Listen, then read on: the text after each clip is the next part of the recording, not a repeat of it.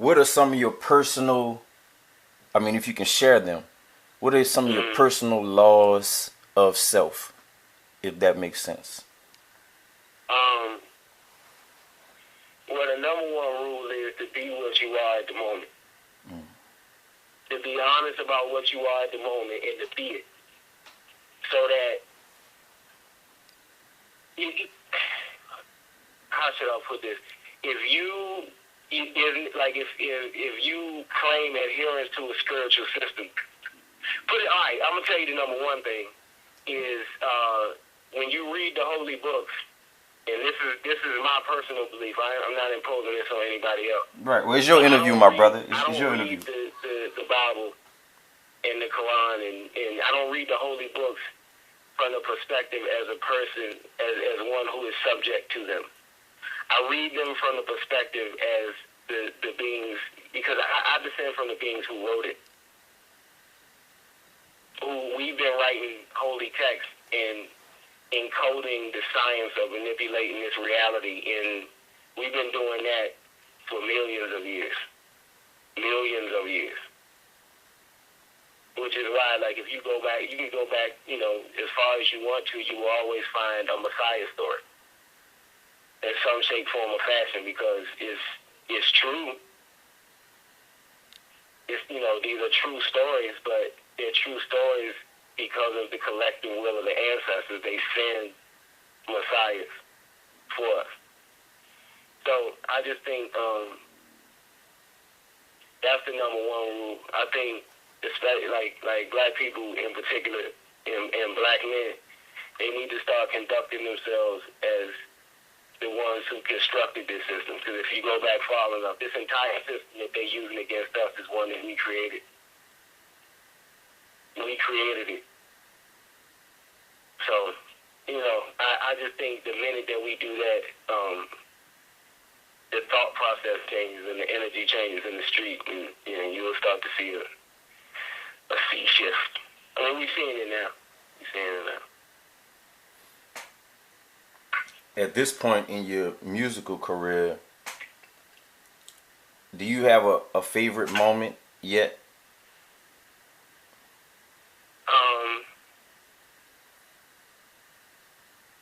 My favorite thing, I have my favorite moment every time I get to create.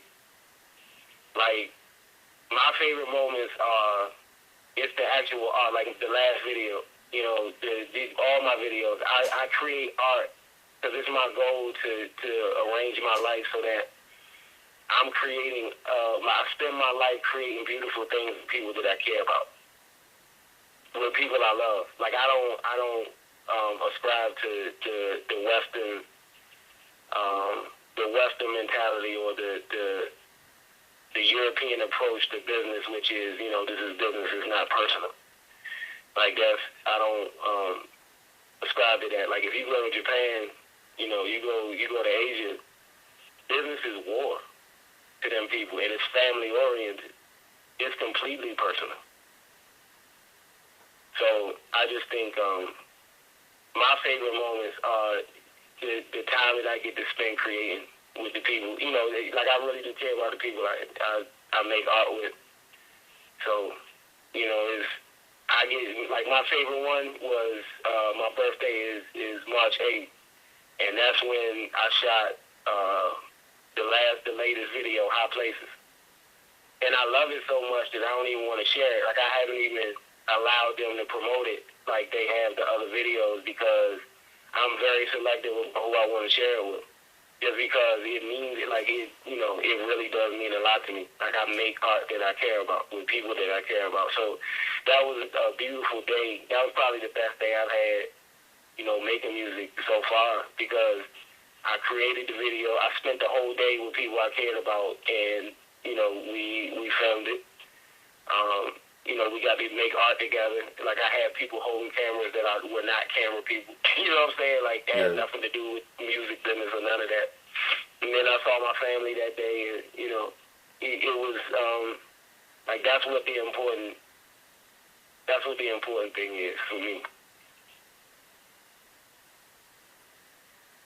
Cool shit. I was reading like on in your Twitter profile, man, it was saying something along the lines of public performances, all at like undisclosed locations and only by invitation. Yeah, no, that's real. That's real talk. Like this is our own. We are building our own society, and I mean I wouldn't call it a secret because I'm talking to you about it now, but you know, all the shows are invite only. All the shows are secret location, invite only, no social media, no pictures, no none of that, and it's a place for light beams. And new members can only be brought by 2 existing members. Like 2 of us, you know, two of us got to say you cool before you can get in, because it's a place for light beings. Like I realized, like my whole life, I knew I was special, and you end up in a situation where you feel alone because of that. You feel you know, you encounter such ugliness when you out here, and you realize like, yo, you know, everybody is not awake. Everybody's not enlightened. You know what I mean? Like everybody not out here for the good or whatever. So I realized that people like me were walking around in the world feeling alone, with their heads down in a room full of people. And if you put, you know, 200 people in the room, there's probably, you know, 25 or 30 of us, you know, of those people who are awake and who are sensitive and in tune and you know, just spiritually different, I guess. And everybody feel, all of us would be in that room together and we would feel alone. We wouldn't even look up and recognize each other. You see what I'm saying? Yeah. And in reality, we the 30 strongest people in the room of 200. And if all of us recognized each other and organized, we would control the other 170 people in the room. Right. You see what I'm saying? Yeah. But we get taught that the world is a certain way, and it's a lie. Like, it's a lie. Like, we are actually in control of this thing. Like, the bad guys are not winning. They are not winning. Like, bad people are not winning. You do not become more successful by becoming a colder person. You do not become more successful by becoming more willing to do harm to others. You don't. And we've been alive long enough to see, even in the hip-hop community, look at all these niggas we used to, that was God's stuff. Look at the actual result of what they've been doing. The actual result. What happened to these people? Because we celebrate, you know, we celebrate the high moments. You know what I'm saying? Like, we celebrate the decadence of it and the visual of it. But if you look at the actual results, what these people are paying in their personal life, and this just the shit that becomes public. You know what I'm saying? Like the way they let Suge Knight, you know, like these major labels is government agencies, dog. They let Suge Knight run ape shit for 20 years. Yeah. Because he was helping them. He was helping create the mentality. Like the same companies that own the major record labels, these same corporations, they have stock in private corporations that own prisons. This is shit you can Google.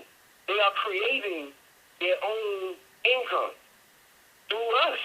It's like, it's literally, you know, I hate using the term modern day slavery because I can't stand these fake activist niggas. Like, you know, like I can't stand all of this fake activism. Like you kill out children on TV, and y'all's response is to march. Like, nah, it's time out for that shit. Like, niggas need to stop. Anyway, I'm saying all that to say, like, it's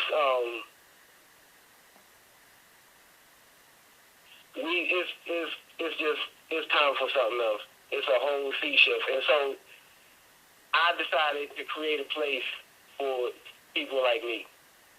And so, you know, the rule is, when we all together, it's open and it's free love and there's no judgment and everybody on the same level. And and there's certain, signals that we could give each other out in public. Like if you see somebody, you recognize them, we call it the invisible mystery school because it's invisible. It exists wherever we are.